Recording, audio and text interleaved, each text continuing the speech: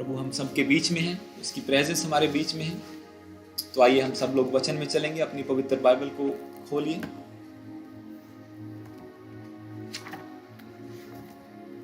हम खोलेंगे साम्स 138, भजन संहिता, जबूरां दी पोथी,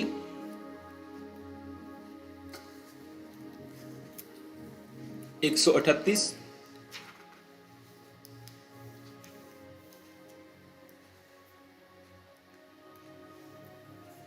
भजन संहिता 138 को खोलेंगे सब जन।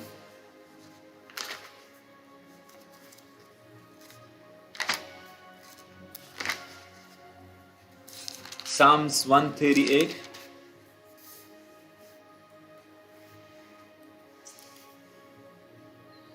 अगर सब लोग खोल चुके हैं तो मैं पढ़ूंगा इसका वर्स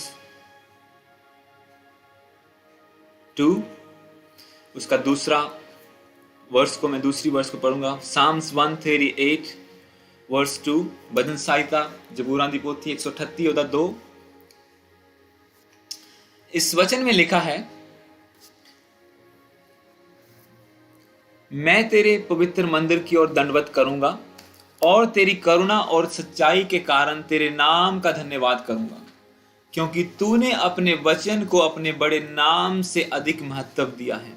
इंग्लिश में लिखा है, For you have exalted above all things your name and your word, कि तूने अपने वचन को अपने नाम से ज्यादा महत्व दिया है। बाइबल का वचन कहता है कि परमेश्वर ने सबसे ज्यादा इंपॉर्टेंस, प्रेफरेंस अगर किसी चीज को दी है तो वो उसके वचन को दी है। आप अलग अलग जगह पे अलग अलग वचनों को देखते हैं, अलग अलग ब्लेसिंग्स को देखते हैं। अगर हमारी जिंदगी में, जैसे हम कल रात आपने जो प्रीच को सुना, जब हम आशीषों को मांगते हैं तो हम किसके द्वारा मांगते हैं? हम वचन के द्वारा मांगते हैं। हमें कैसे पता चला कि सच्चा परमेश्वर कौन है?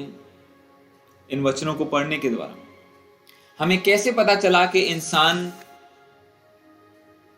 अथॉरिटीज को ले सकता है, ब्लेसिंग्स को ले सकता है, परमेश्वर के ये वादे हैं इंसान के साथ? हमें वचन के द्वारा हर चीज की नॉलेज मिलती है।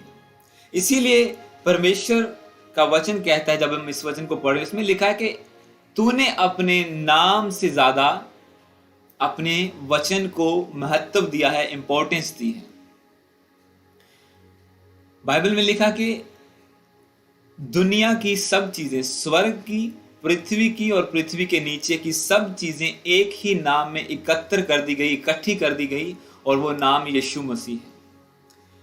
कोई दूसरा नाम नहीं जो हमें उद्धार दे सके, जिससे हमें सैल्वेशन मिल सके, जिससे हम छुटकारा पा सकें अपनी बुराइयों से। एक ही नाम है जो सब नामों से ऊंचा है, वो यीशु मसीह का नाम है। हालेलुया। पर परमेश्वर का वचन कहता है कि उससे भी ऊंची अगर कोई चीज है तो वो परमेश्वर का वचन है। आज के वचन में आप देखेंगे कितनी सच्चाई है इस वर्स में। हालेलुया। ये आपको परमेश्वर का वचन प्रूव भी करता है। ऐसे भी कोई भी लाइन, कोई भी वर्स, कोई भी वर्ड ऐसे नहीं लिखा होता। उसका मीनिंग होता है, उसकी रेवलेशन है, उसका प्रूफ होता है बाइबल में, अगर हम अपनी आत्मिक आंखों से बाइबल को पढ़ें तो आइए हम खोलेंगे बुक ऑफ एक्सोडस, निर्गमन, उसका 20 चैप्टर खोलिए। निर्गमन उसका 20 चैप्टर।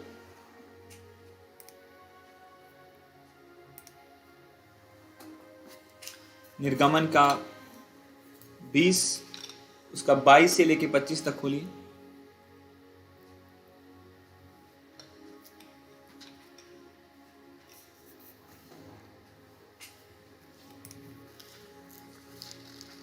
निर्गमन कूच पंजाबी दे विच, इंग्लिश में exodus.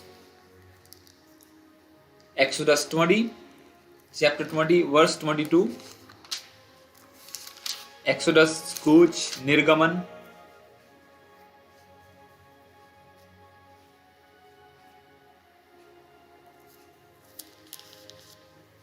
No, this is not the one.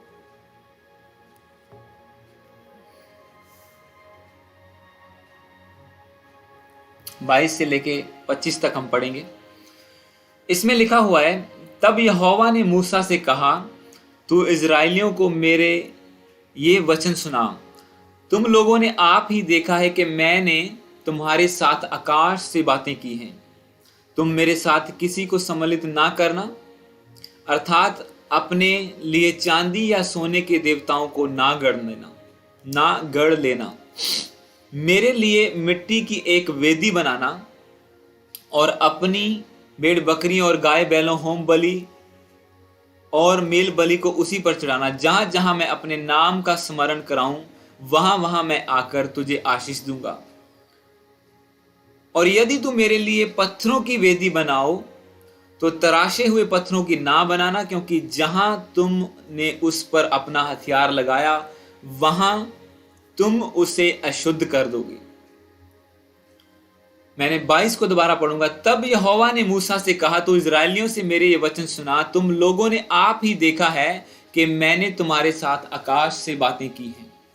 यहोवा परमेश्वर मूसा से बात करके उसे कह रहा है कि देखो, मैंने तुम्हारे साथ आकाश से बातें की है। मतलब कि इतना बड़ा परमेश्वर है जो जिसका स्वर्ग बाइबल में लिखा कि जिसका सिंहासन स्वर्ग के ऊपर है, पृथ्वी पैरों की चौकी है। और वो परमेश्वर अपने लिए क्या डिमांड कर रहा है लोगों से? वो कहता है कि मेरे लिए मिट्टी की वेदी बनाना। 24 को जब आप पढ़ते इसमें लिखा, an altar of earth you shall make for me. An altar, एक वेदी, क्योंकि वो वेदी बनाते थे परमेश्वर के लिए, उसकी वर्शिप करने के लिए एक ऑल्टर, एक चबूतरा टाइप बनाते थे। और परमेश्वर कहता है, ये प्रभु अपने लिए मांग रहा है। मैं आपको बताऊंगा क्यों ये हम पढ़ रहे हैं। परमेश्वर अपने लिए कह रहा है कि अगर तुम मेरे लिए एक वेदी बनाना ही चाहते हो तो मेरे लिए मिट्टी की वेदी बनाना, और अगर तुम पत्थरों की बनाना चाहते हो तो पत्थर भी ऐसे हो कि वो तराशे ना हो। मतलब ज्यादा फॉर्मेलिटी करने की जरूरत नहीं है। जो पत्थर हो बस एज इट इज उन्हें उठाओ, इकट्ठा करो और मेरे लिए वेदी तैयार कर लो। कि मुझे इन चीजों में इंटरेस्ट नहीं है कि तुम मेरे लिए सोने की वेदी बनाओ, बाद में तुम वेदी की पूजा करने लग जाओगे। इसीलिए उसने पहले कहा कि तुम अपने लिए सोने चांदी की मूर्ति ना गढ़ लेना। जब इस वचन को आप देखते हैं तो इसमें लिखा हुआ है 25 में जब आप पढ़ें, और यदि तुम मेरे लिए पत्थरों की वेदी बनाओ तो तराशे हुए पत्थरों से ना बनाना, क्योंकि जहां तुम उन पर अपना हथियार लगाया वहां तुम उसे अशुद्ध कर दोगे। मतलब जहां पे तुम उससे छुओगे उसे अशुद्ध कर दोगे। तुम्हें पत्थर को भी तराशना नहीं है, काटना नहीं है, सिर्फ ऐसे ही। मतलब मैं आपको बता रहा हूं कि परमेश्वर अपने लिए कुछ ज्यादा डिमांड नहीं कर रहा, क्योंकि उसे पता है सब चीजें मेरी ही बनाई हुई है, इंसान मुझे क्या दे सकता है। वो सिर्फ इंसानों के लिए बोल रहा है कि हाँ, तुम्हारे लिए एक जगह हो जहां पे तुम मेरी वर्शिप कर सको, मेरे लिए सेक्रीफाइस कर सको। इसीलिए उसने कहा कि जहां जहां मैं अपने नाम का स्मरण कराऊंगा वहां वहां आकर तुझे आशीष दूंगा। इसीलिए वो जहां जाते थे एक वेदी खड़ी करते थे कि यहाँ पे हमने यहोवा की वर्शिप की है, हमने उसकी आराधना की है, और वहीं पे जाके वो प्रार्थना करते थे मुसीबत के टाइम। तो उनके लिए एक जगह होती थी। परमेश्वर नहीं चाहता था कि ये सोने चांदी की ऐसी चीजें, महंगी चीजों की, जैसे आज हम देखते हैं दुनियादारी में, अन्य जाति में, कि सोने का ऊपर लगा दिया जी, सोने के साइड में लगा दिया जी, सोने का नीचे रहा, ऐसा कुछ ना कुछ। और वो लोग जब जाते हैं तो जो रियल चीज है उसको कम देखते हैं और सोना ज्यादा देखते हैं। इसीलिए परमेश्वर ने कहा कि तुम अपने लिए सोने या चांदी का कुछ ना बनाना, अगर मेरे लिए भी वेदी बनाना चाहते हो तो सिर्फ मिट्टी के बनाओ या पत्थर की बनाओ। और जहां पे भी तुम, चाहे वो वेदी मिट्टी की होगी चाहे वो पत्थर की होगी, पर जहां जहां मैं अपने नाम का स्मरण कराऊंगा मैं तुम्हें आशीष दूंगा। आशीष का जरिया मैं हूं, वो वेदी नहीं है कि अगर तुम सोने की बना दोगे तो उससे बढ़िया आशीष आएगी। तुम्हें सिर्फ मेरे नाम को फॉलो करना है। हालेलुया, तुम्हें सिर्फ मुझे फॉलो करना है। अब मैं आपको बताऊंगा, अब हम खोलेंगे इसी का 25 और उसका 10 से लेके 21 तक पढ़ेंगे। चैप्टर 25 बुक ऑफ एक्सोडस, इसी बुक का, उसका वर्स 10 से लेके 25 तक मैं पढ़ूंगा। 15 वर्सेस को हम पढ़ेंगे। इसमें लिखा हुआ है, बबूल की एक लकड़ी का एक संदूक बनाया जाए, उसकी लंबाई 2.5 हाथ हो, चौड़ाई और ऊंचाई 1.5 हाथ हो, और उसको चोखे सोने से भीतर और बाहर मड़वाना, और संदूक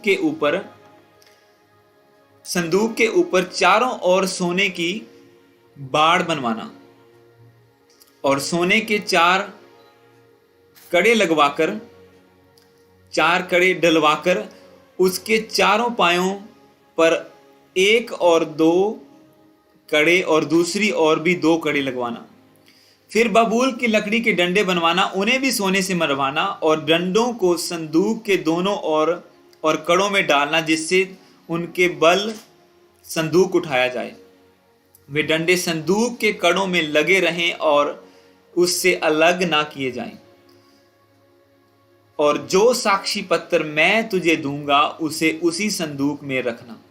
फिर चोखे सोने का एक प्रायश्चित का ढकना बनवाना, उसकी लंबाई 2.5 हाथ और चौड़ाई 1.5 हाथ की हो। सोना ढालकर 2 करूब प्रायश्चित के ढकने के दोनों सिरों पर लगवाना। एक करूब यानी कि एक पक्षी का नाम करूब कह सकते हैं, एक करूब एक सिरे और दूसरा करूब दूसरे सिरे पर लगवाना, और करूबों को और प्रायश्चित के ढकने को एक ही टुकड़े से बनवाकर उनके दोनों सिरों में लगवाना। उन करूबों के पंख ऊपर से ऐसे फैले हों कि प्रायश्चित का ढकना उनसे ढांपा रहे, और उनके मुख आमने सामने और प्रायश्चित के ढकने की ओर हों। और प्रायश्चित के ढकने को संदूक के ऊपर लगवाना, और जो साक्षी पत्र मैं तुझे दूंगा संदूक के भीतर रखना। मैं उसके ऊपर रहकर तुझसे मिला करूंगा।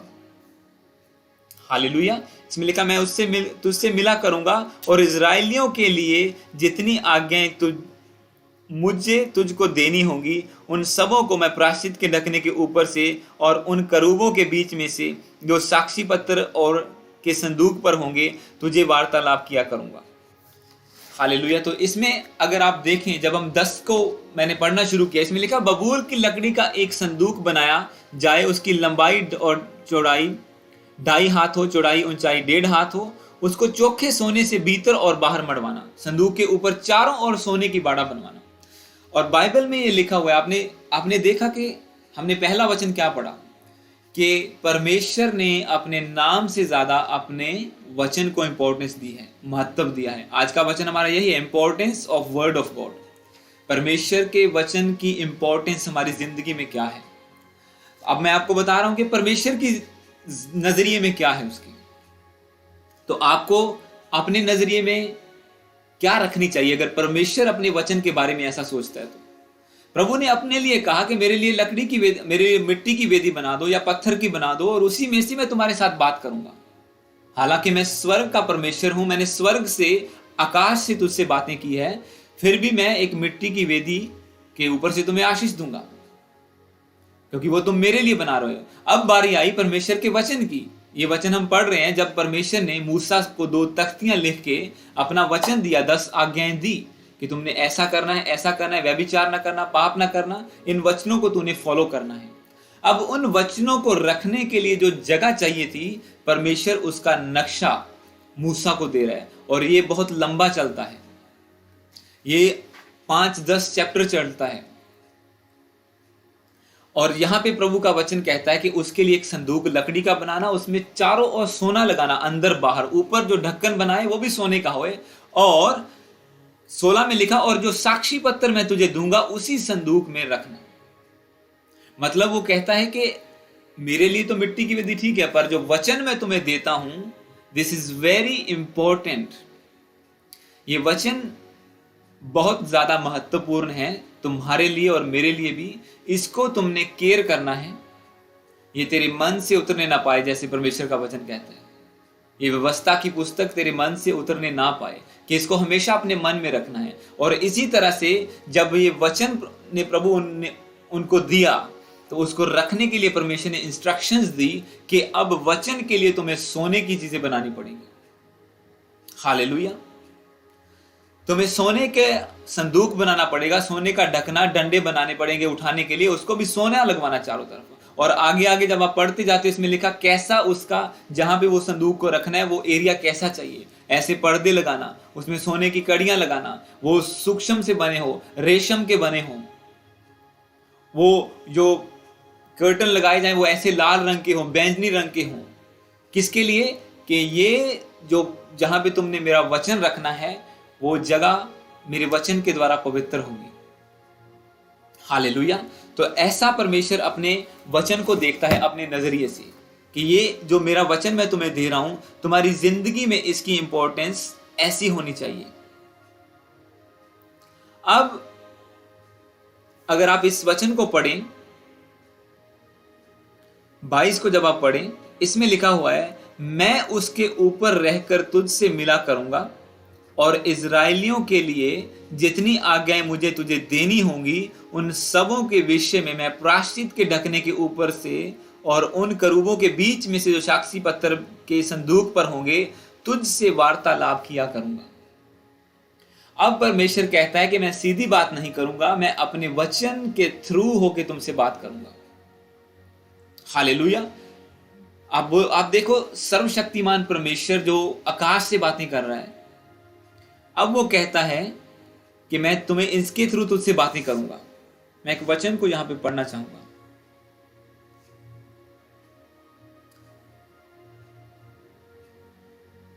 हम पढ़ेंगे इसी का एक्सोडस का हम 25 पे वापस आएंगे,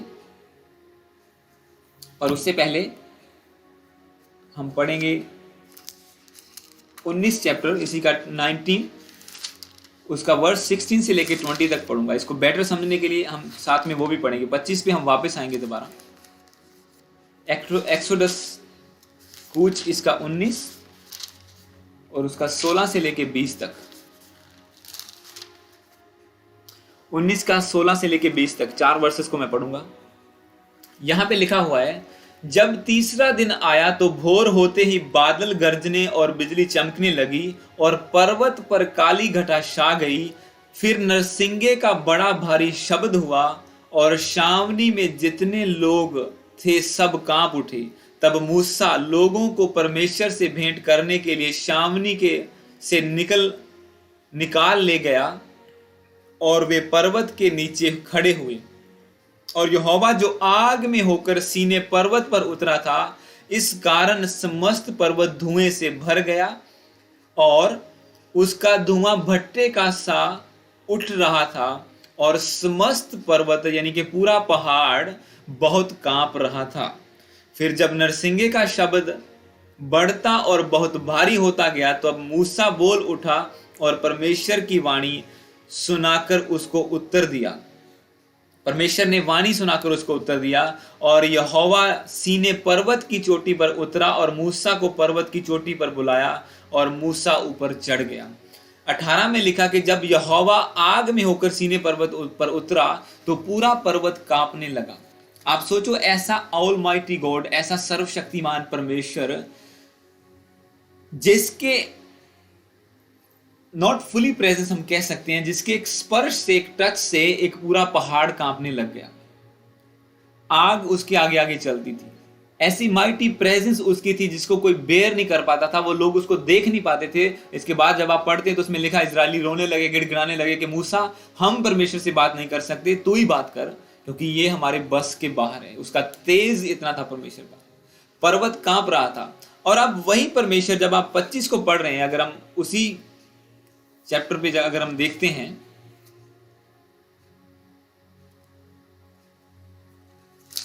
तो 25 को जब उसी वर्स को जब मैं 23 को पढ़ता हूं, 22 को, 21 और 22 को हम पढ़ेंगे। इसमें लिखा हुआ है,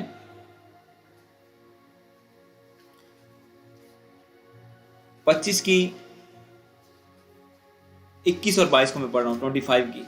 और प्रायश्चित के ढकने को संदूक के ऊपर लगवाना और जो साक्षी पत्र मैं तुम्हें दूंगा उसके संदूक के भीतर रखना, यानी कि जो वर्ड मैंने तुम्हें दिया उसके भीतर रख देना, अंदर रख देना, वो उस प्रायश्चित के संदूक में, आर्क ऑफ कवेनेंट जिसको बोलते हैं। मैं उसके ऊपर से रहकर तुझसे मिला करूंगा और इजराइलियों के लिए जितनी आज्ञाएं तुझे देनी होंगी उन सबों के विषय में प्रायश्चित के ढकने के ऊपर से और उन करूबों के बीच में से जो साक्षी पत्र के संदूक पर होंगे तुझसे वार्तालाप यानी कि बातचीत किया करूंगा। अब परमेश्वर, जो इतना माइटी परमेश्वर, जो सीधा आकाश से बात करता था, जो पहाड़ पर उतरता तो पहाड़ कांप उठता था, अब वो परमेश्वर कह रहा है कि मैं एक छोटी चीज, एक संदूक 1.5 हाथ, यानी कि इसको 1 हाथ वो मानते हैं और इसका आधा और, यानी कि 1 मीटर कितना लगा लो, इतने छोटी चीज से अगर तुझे मुझसे बात करनी है तो you have to come through my word. तुम्हें मेरे वचन के अंदर से आना पड़ेगा।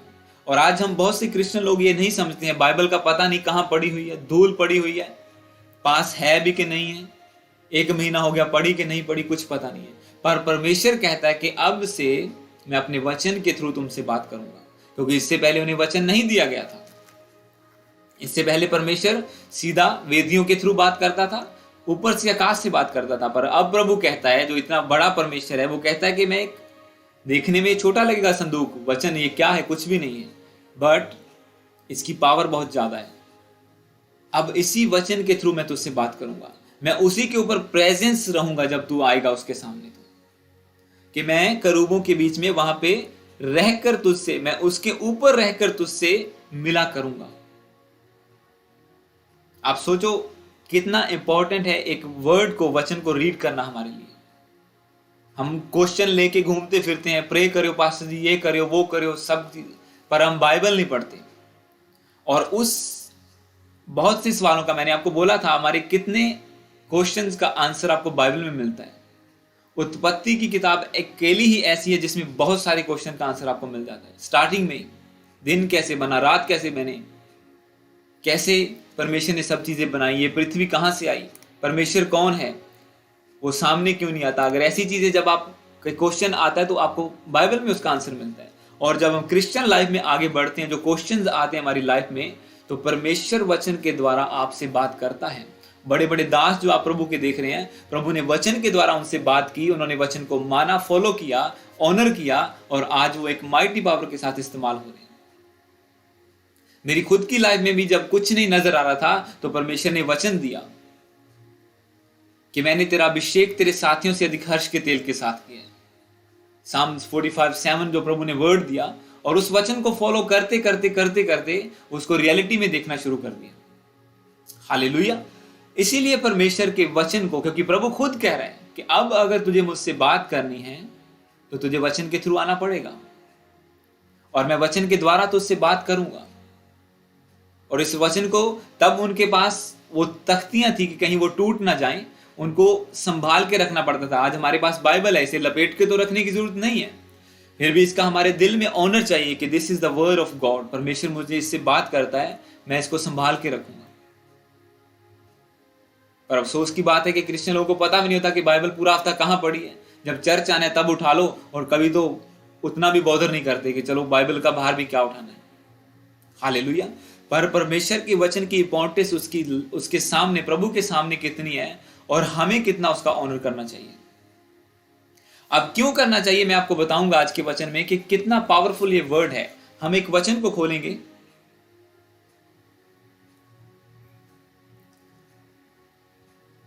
यूहन्ना नए नियम में चलेंगे।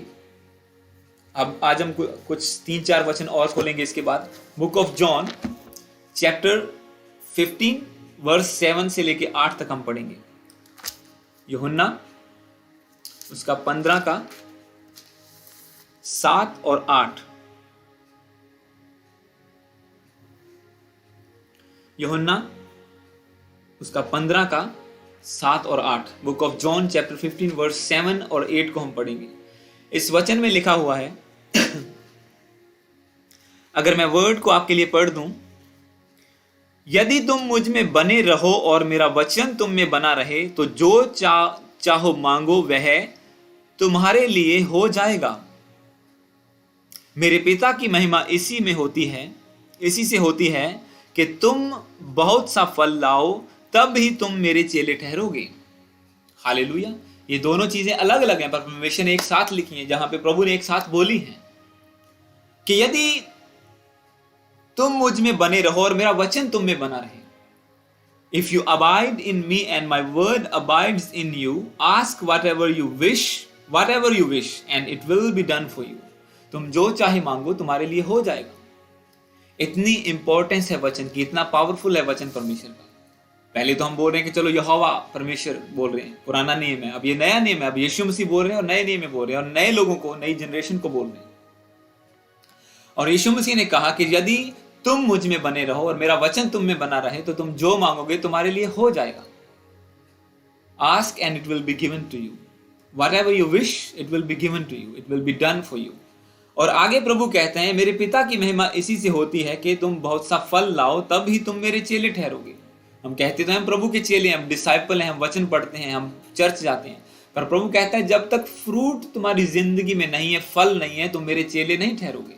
You have to be fruitful to be a disciple of Jesus Christ. यीशु के चेले होने के लिए हमें फल लाना पड़ेगा। और वो कहता है इसी से पिता की महिमा होती है। परमेश्वर की महिमा कब होती है?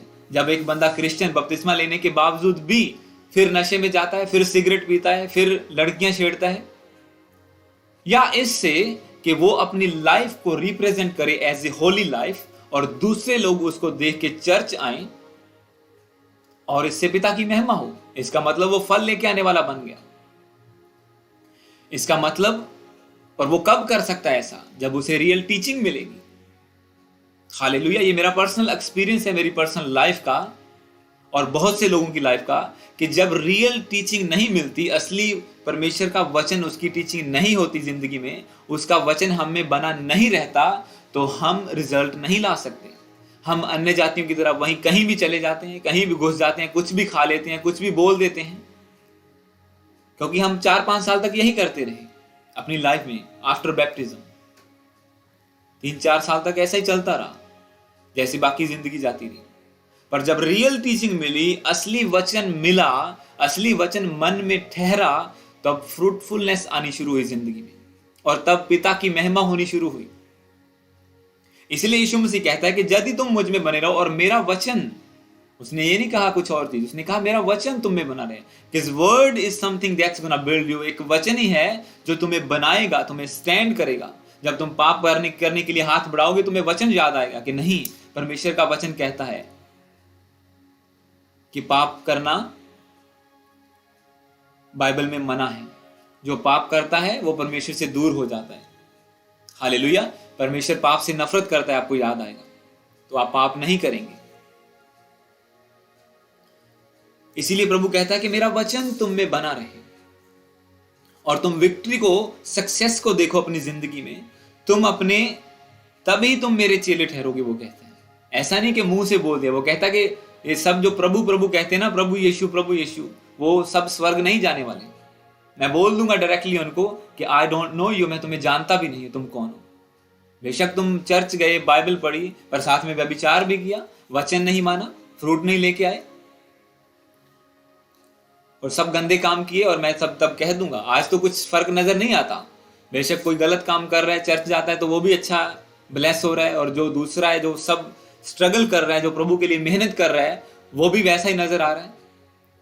पर एक टाइम आएगा जब प्रभु यीशु मसीह महिमा में प्रकट होंगे, तो वो कहता है कि मैं भेड़ों और बकरियों को अलग अलग करूंगा। हालेलुया। मैं भेड़ों और बकरियों को अलग अलग करूंगा। और वो बकरियां क्रिश्चियंस में से भी निकलेंगी। इसका मतलब यही है, वो देखने में एक जैसा जानवर है। क्रिश्चियन सब देखने में एक जैसे लगते हैं, सब चर्च जाते हैं, हालेलुया बोलते हैं, बाइबल पढ़ते हैं, और परमेश्वर कहता है भेड़ें और बकरियों में फर्क है। भेड़ें इस तरफ जाएंगी, बकरियां इस तरफ जाएंगी। इसीलिए वो कहता है कि मेरा वचन तुम में बना रहे, तुम मुझ में बने रहो और मेरा वचन तुम में बना रहे, और तुम बहुत सा फल लेके आओ जिससे पिता की महिमा हो, तभी तुम मेरे चेले ठहरोगे। जैसे कल मैंने आपको बताया, कुछ चीजें आपको प्रूव करनी होती कि परमेश्वर मैं इसके काबिल हूं, अब मुझे चाहिए।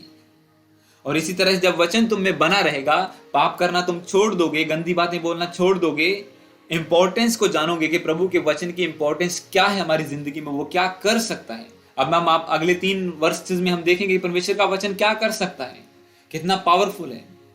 पहले आपने देखा परमेश्वर किस नजरिए से कितनी इंपॉर्टेंस देता है अपने वर्ड को। एक बंदे को मैं मिला कुछ हफ्ते पहले, वो कहता कि क्रिश्चियन नहीं थे वो, कि हम डेली बाइबल पढ़ते हैं 1 चैप्टर, हम हर रोज बाइबल पढ़ते हैं 1 चैप्टर, और बातें वही, 100 देवताओं को मानने वाला बंदा, मैंने कहा भाई ये तो बड़ा एहसान कर रहे है तो क्रिश्चियनिटी के ऊपर, एक बाइबल पढ़ रहे हैं। इस पढ़ने का कोई फायदा नहीं है। प्रभु यीशु मसीह खुद कह रहे हैं कि जब तक वो वचन तुम में बना नहीं है, उसका फ्रूट नहीं आता, तब तक you are not mine. Hallelujah. वो तुम में बनेगा, तुम डिसीजन लोगे वचन पे आधार रख के, तो तुम कभी फेलियर नहीं होगे, कभी फेल नहीं होगे तुम। इसीलिए मैं कल आपको बता रहा था कि do not wait for call. अगर आप लीव करना चाहते हैं ग्रुप या चर्च या कुछ भी है, कि ऐसा कुछ नहीं, क्योंकि हमने वो चीजें करके देखी और जीरो रिजल्ट था। गिड़गिड़ा के रो के देखा कि आओ भाई प्रभु की सेवा करते हैं, जीरो रिजल्ट आया, उसका कुछ रिजल्ट नहीं था। पर जब परमेश्वर के वचन को पढ़ा और प्रभु ने वर्ड दिया कि you have to take stand, तुम्हें वो परीक्षाओं में से गुजरना पड़ेगा, तुम्हें तुम्हारा अभिषेक हुआ है अलग तरीके से, तुम्हें आगे बढ़ना पड़ेगा, मैंने तुम्हें बुलाया है, मैंने तुझे जातियों के लिए प्रकाश ठहराया। जब वचन मिले तब वो लाइफ को, तब इंसानों पर भरोसा रखना छोड़ दिया। और उसके बाद कितने आए कितने चले गए, बहुत कुछ हुआ। हालेलुया। पर वचन पर आधार रख के जब जिंदगी को बिल्ड किया, जब लाइफ को बिल्ड करना, क्रिश्चियन लाइफ को बिल्ड करना शुरू कर दिया, तब परमेश्वर की ग्लोरी चमकनी शुरू हुई। ये इतना पावरफुल परमेश्वर का वचन है, एक बंदे को कहां से कहां पहुंचा देता है। हालेलुया। इसी वचन को पढ़ के, इसी बाइबल को पढ़ के लोग सामर्थी बन जाते हैं। और ऐसे भी लोग हैं जो इसी को पढ़ के फिर वो 100 देवताओं के और नाम लेते हैं और कहते हैं कि हम डेली बाइबल पढ़ते हैं, उसका जीरो रिजल्ट आएगा। और फिर बोलेंगे हमने बाइबल तो पढ़ी। ये कोई धार्मिक पुस्तक नहीं है कि हाँ जी इतने चैप्टर रोज पढ़ने हैं या डेली नाम लेना ही लेना है। ये एक आपकी लाइफ को बनाने वाला वचन है परमेश्वर का। इसमें लिखा है ये जीवित वचन है, it's a living word, breath word, जिसके ऊपर प्रभु का सांस है, वो वचन है जिसकी हम बात कर रहे हैं। हम एक वचन को खोलेंगे, जोशुआ की पुस्तक, उसका chapter 3, book of Joshua chapter 3 verse 14 से लेके 17 तक मैं पढ़ूंगा।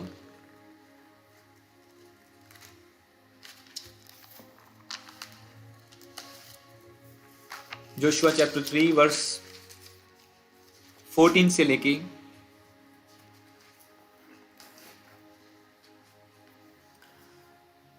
'अब हम वही कॉवेनेंट, आर्क ऑफ कॉवेनेंट के ऊपर आते हैं जो परमेश्वर ने वचन ओरिजिनली दिया था लिख के अपने हाथों से। उस वचन को जब उन्होंने संदूक में रखा प्रभु की आज्ञा के अनुसार, अगर आप वो 3-4 चैप्टर उससे आगे पढ़ें तो उसमें यही लिखा हुआ, आई थिंक 10 चैप्टर, कि यही ऐसे ऐसे करना सब चीजें। और यहां पे जब हम पढ़ते हैं उसी वचन के बारे में, बाइबल में लिखा जोशुआ 3 उसका 14, जोशुआ 3 चैप्टर 3 वर्स 14।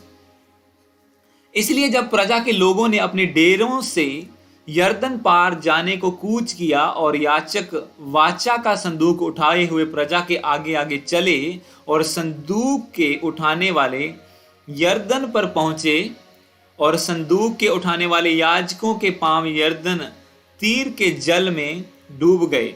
यर्दन का जल तो कटनी के समय सब दिन अपने तट से ऊपर होकर बहता, यानी कि नदी ओवरफ्लो होकर बहती थी उन दिनों में, जिस दिन की ये बात कर रहे हैं। तब जो जल ऊपर की ओर से बहा आता था वह बहुत दूर अर्थात अदाम नगर के पास जो सारतान के निकट है रुककर ढेर हो गया, यानी कि पानी इकट्ठा होना शुरू हो गया और दीवार सा उठा रहा।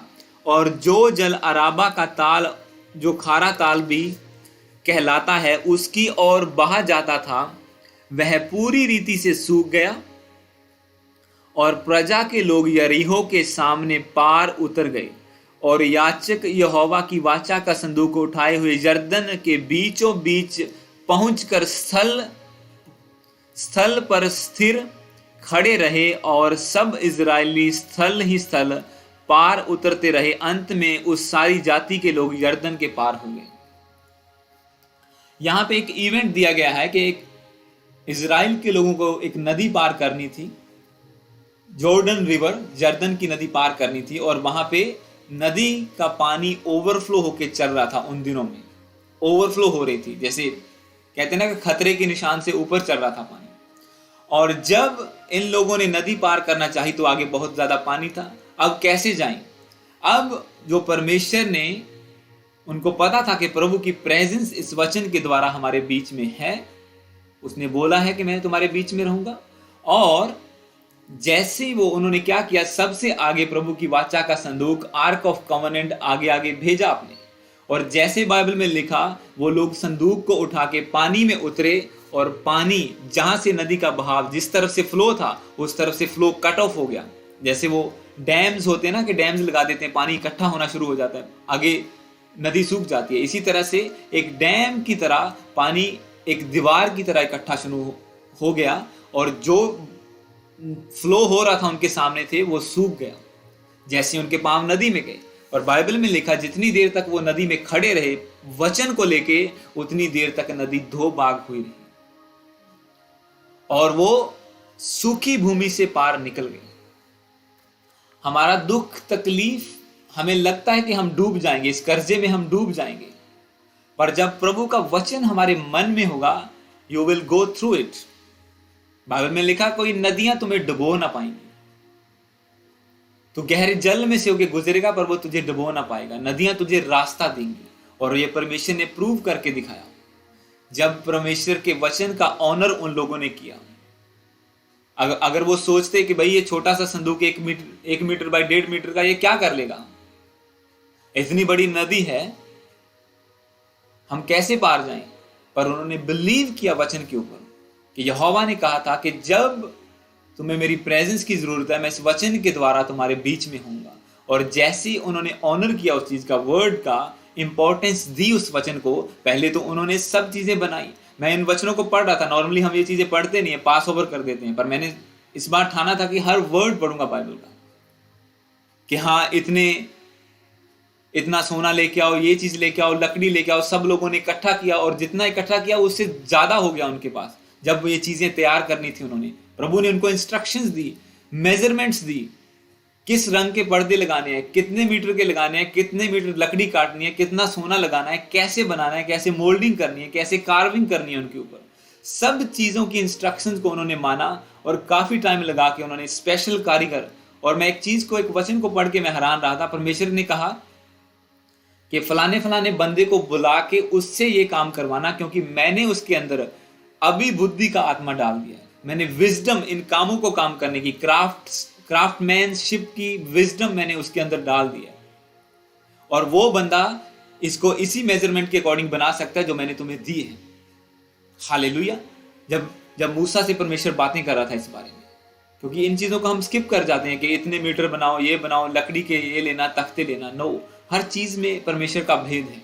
और जब हम आत्मिक आंखों से बाइबल को पढ़ते हैं, हमें उसका भेद मिलता है। अब यहाँ पे देखो, यरदन नदी का पानी सूख गया और वो पार निकल गया। किसके द्वारा? क्या था, क्या किया उन्होंने? क्या कोई फाटक लगाए? क्या कोई ब्रिज बनाया? No, just through the word of God. परमेश्वर के वचन को इंपॉर्टेंस दी, उसे अपने आगे रखा। जब आप वचन को अपने आगे रखते हैं कि मैं यहाँ पे जा रहा हूं, क्या वचन अलाउ करता है यहाँ पे जाना? मैं ये काम करने जा रहा हूं, मुंह से ये बोलने जा रहा हूं, is it according to the word of God? ये वचन के अकॉर्डिंग है कि नहीं है? जब आप वचन को आगे रख के चलते हैं, उसे इंपॉर्टेंस देते हैं, तो वो आपकी जिंदगी में वो काम करता है जो दो देख के हैरान होते हैं। जर्दन नदी किसी ने 2 भाग होती नहीं देखी थी, पर उनके सामने हुई वो। हालेलुया।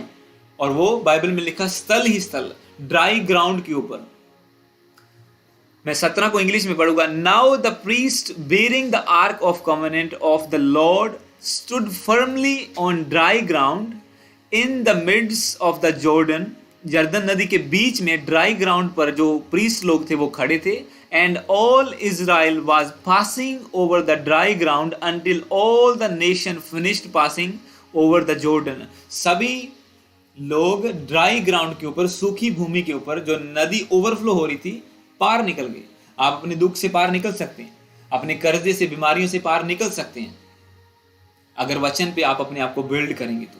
अगर भरोसा रखेंगे कि नहीं, प्रभु का वचन कहता है उसने हमारी बीमारियों को अपने ऊपर ले लिया है, उसके कोड़े खाने से हम चंगे हो चुके हैं। अगर हम पवित्रताई में चल रहे हैं, उसका ऑनर कर रहे हैं परमेश्वर का, और ऐसा नहीं कि सीधा उठाया और वचन का मनन। नो, मैंने कल आपको बताया था, you have to have a holiness, एक पवित्रताई की जिंदगी आपके अंदर चाहिए वचन को क्लेम करने के लिए।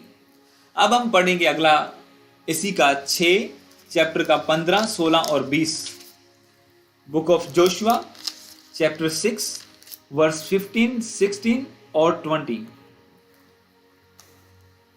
योशू की किताब, इसी का आगे आ जाइए 1-2 चैप्टर, उसका 15, 16 और 20 को मैं पढ़ूंगा। इसमें लिखा हुआ है, फिर 7वें दिन वे बड़े तड़के उठकर उसी रीति से नगर के चारों ओर 7 बार घूम आए। केवल उसी दिन वे 7 बार घूमे। तब 7वीं बार जो याजक नरसिंगे फूंकते थे, तब योशू ने लोगों से कहा, जय जयकार करो, क्योंकि यहोवा ने यह नगर तुम्हें दे दिया है। 20 में लिखा, तब लोगों ने जय जयकार किया, दे शाउटेड लाउड, और याजक नरसिंगे फूंकते रहे। और जब लोगों ने नरसिंगे का शब्द सुना तो फिर बड़ी ही ध्वनि से उन्होंने जय जयकार किया। तब शहरपना नींव से गिर पड़ी और लोग अपने अपने सामने से उस नगर पर चढ़ गए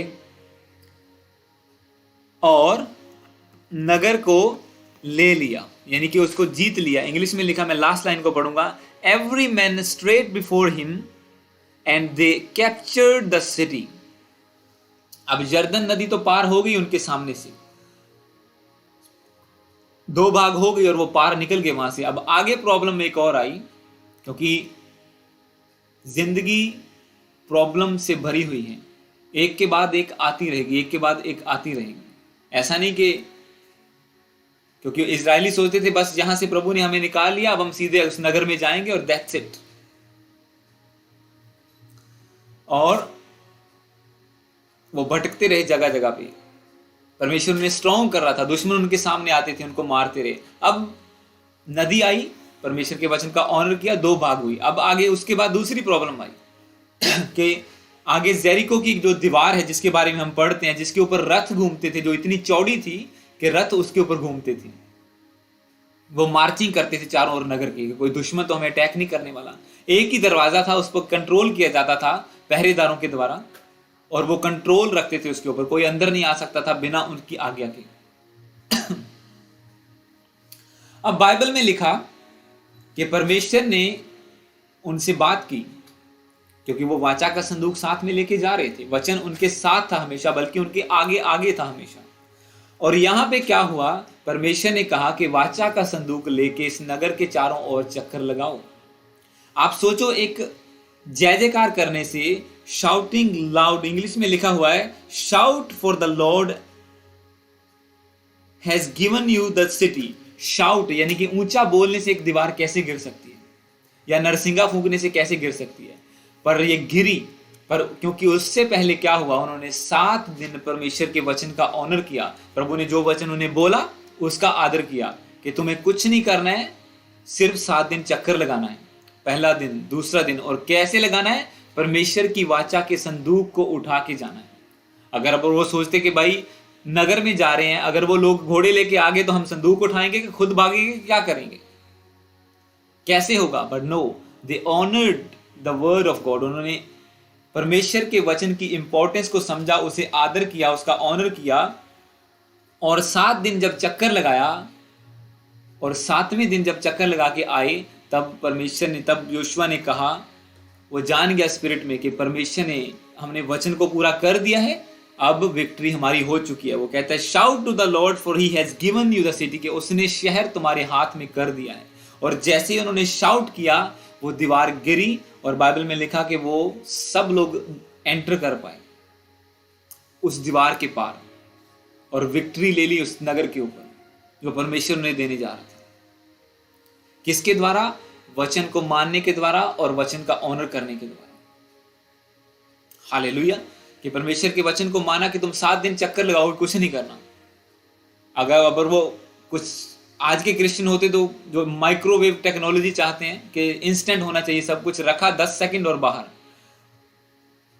तो सोचते एक दीवार में तो क्रैक भी नहीं आया, कुछ भी नहीं हो रहा, क्या हम पागलों की तरह चक्कर लगा रहे हैं, क्या परमेश्वर क्या करवा रहा है हमसे?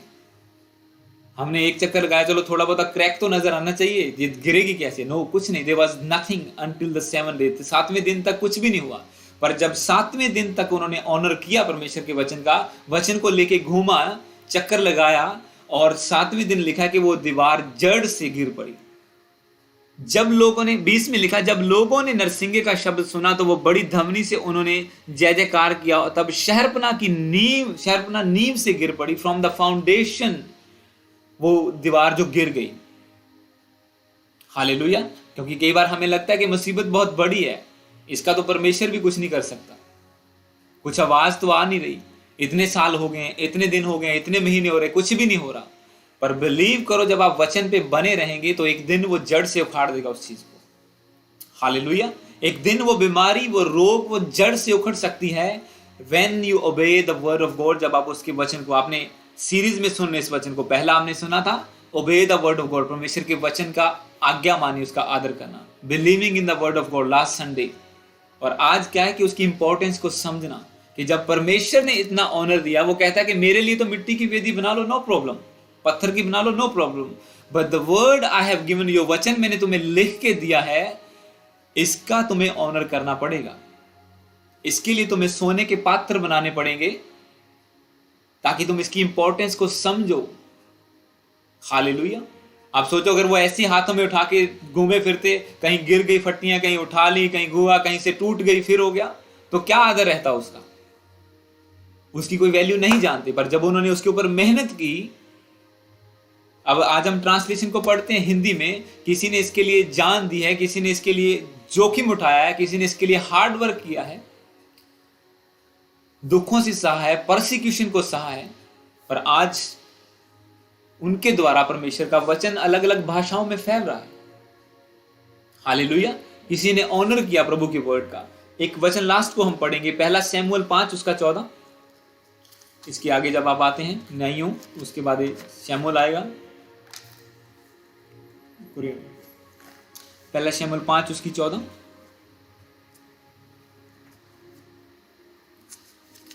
इसमें लिखा हुआ है, पहला शमूएल, आप खोल लीजिए वचन को।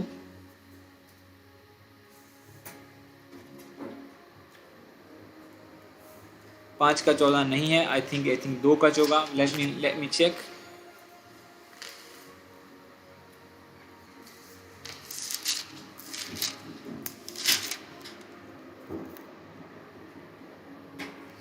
ओके, मैं देखता हूं इस वचन को, आपको करेक्शन करके देता हूं।